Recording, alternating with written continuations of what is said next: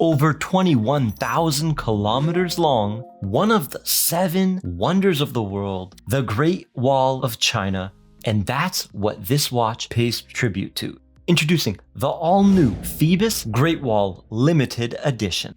Limited to 200 units per color, and they will be making 4 different colors. There will be an orange, a black, a green, and the one we have here for you today is the blue version. So 200 of each. And something I find strange is they are only going to number the first 100 units for each different color. I'm not a fan of that. I think if you have a limited edition, it should always be numbered. Now let's have a look at that case. We got a completely brushed case with long, elegant lugs that taper downwards aggressively, which helps the Great Wall wear fantastic on the wrist. And even the way they did that cutout on the top of the lugs, instead of that basic chamfer or bevel, I think it adds character in a clean way. Big fan of that. The sides have vertical brushing for that raw look, and the crown guards look like perfect square blocks, something you might see on the Great Wall of China. We have a large, grippy 7.5mm screw down crown that works perfect every single time.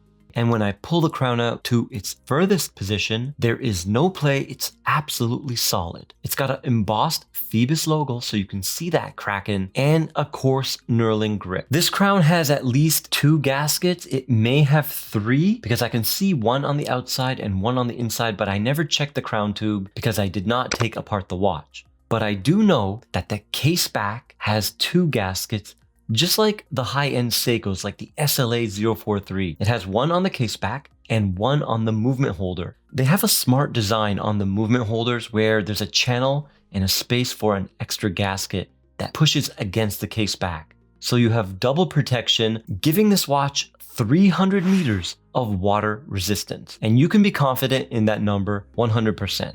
Now the bezel reminds me of the battlements of the Great Wall. The battlements give the soldiers a place to hide and then shoot and then hide again. It's a smart design, but it's also a smart bezel design because it gives you a ton of grip. Now speaking of the bezel, how does it sound and how does it feel?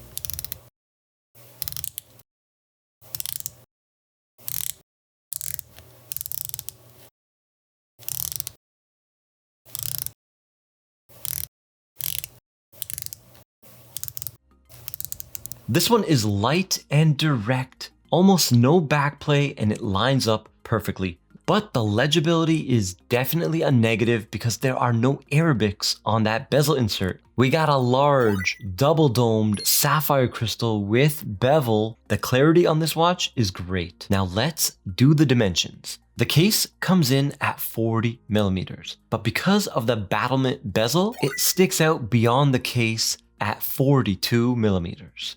We have a thickness of 12mm up to that bezel, but then the double dome sapphire crystal brings that up to 14.1. So we have 2mm of crystal sticking out. We got no drilled lugs and a lug to lug of 48 even. That is a lot shorter than I thought it would be when I saw how long and lean these lugs looked. So that downwards taper keeps it under 50 and it actually wears pretty good. You be the judge on my 6.5-inch wrist on the faraway wrist shots.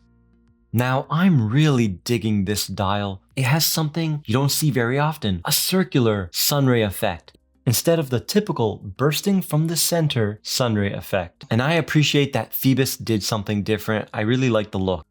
The indices at 1239 are shield shape and the hands are swords. The hands are matte black and the indices are outlined in black to give you that contrast and excellent legibility.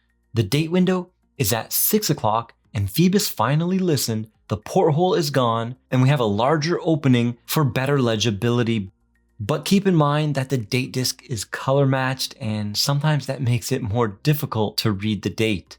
And I love the seconds hand, that splash of yellow, it just sets it off perfectly on the dial. It's got an interesting arrow counterbalance loom pip instead of at the end of that seconds hand. We got a raised tapering chaptering with Arabics at the markers. Now let's check out the loom. We got Swiss Super Luminova BGW9 and 15 layers.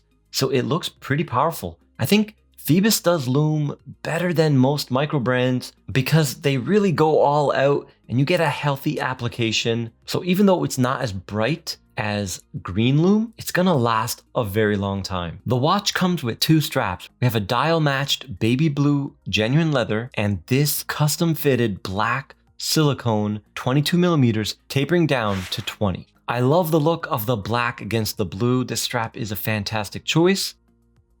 Powering the Great Wall is the Miyota 9015. It's a 24 jewel, 28/8 VPH smooth sweep hack hand wind automatic. Much better than, yep, I'll say it, the Seiko NH35. Look at these numbers. We got powerful amplitude, 3, 6, 3, and the 4th and final round, 3.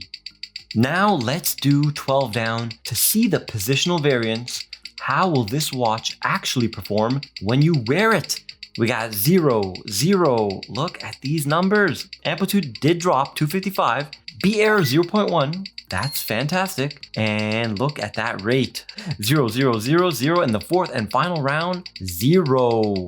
Well done, Miyota. So the Great Wall is, in fact, great. We got a movement performing at superlative levels, a fantastic domed clear sapphire crystal, tons of loom, 300 meters, twin gaskets, and it does have a little bit of a unique look, paying tribute to one of the wonders of the world. Now, what does this cost? This one comes in at 465 USD, and man, at that price, it's absolutely worth it. But the pre-order, there's a $100 coupon, so you can get this for $365. And Phoibos did such a great job with the pre-order on the blue one. 150 are already spoken for. So there's 50 left. Make sure you get it. The blue one's the one to get. And if you like this video, then you're going to love the 2 videos I have for you on the right of your screen right now. And I'll see you in the next one.